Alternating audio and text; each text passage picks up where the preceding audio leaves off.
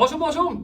Il a été démontré que le renforcement excentrique, c'est-à-dire de forcer lorsque le muscle s'étire, est bénéfique pour prévenir les blessures et vraiment augmenter la flexibilité à long terme. Tandis que les étirements qui sont plus statiques, par exemple, de maintenir une position en relaxant, ça peut faire du bien, mais que sur le long terme, ça n'augmente pas nécessairement la flexibilité. Il y a des bienfaits, bien sûr, aux étirements statiques, mais pour avoir des résultats à long terme, souvent le renforcement excentrique, de retenir un mouvement, par exemple, ça peut avoir des bienfaits, autant pour la performance que la prévention des blessures, augmenter la souplesse, par exemple. Donc, je vous montre un exemple d'un mouvement que je fais fréquemment dans mes entraînements, donc que je pratique.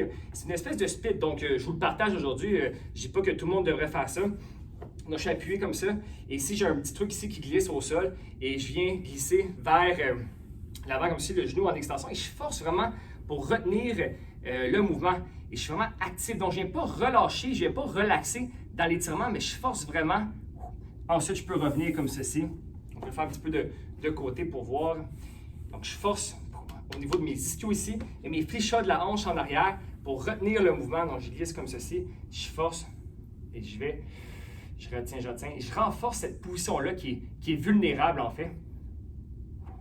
On vient, on fait un peu plus de... Là, j'apprends mon corps à être fort dans cette amplitude de mouvement-là. On y va.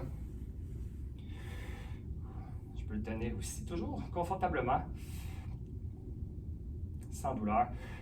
Et je force comme ça.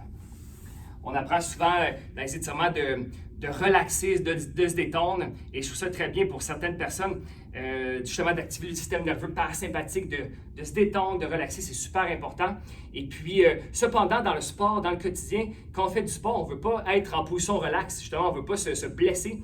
Donc, c'est important en fait de renforcer ces positions-là pour éviter que, justement, si c'est dans un sport où on fait un mouvement, par exemple, qui est dans cette amplitude de mouvement-là, et si on n'a pas de force, c'est là qu'on peut se blesser.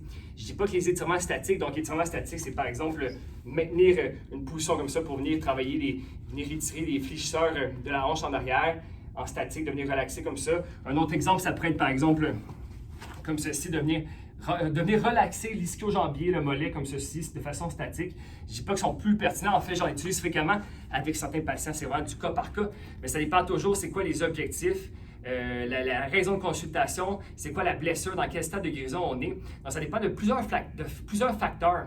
Par exemple, avant de s'entraîner, après de s'entraîner, est-ce que c'est une journée où on fait du sport, par exemple. Donc, il existe plusieurs paramètres. Chacun des mouvements, ça peut être des étirements qui sont un peu plus statiques, dynamiques, balistiques, ou même du renforcement, des étirements excentriques comme ça. Il y a des bienfaits, des inconvénients pour chacun. Donc, c'est vraiment du cas par cas. Je vous invite à consulter avant d'essayer ces mouvements-là pour voir c'est quoi qui est le plus adapté pour vous et vos objectifs. Merci à la prochaine capsule!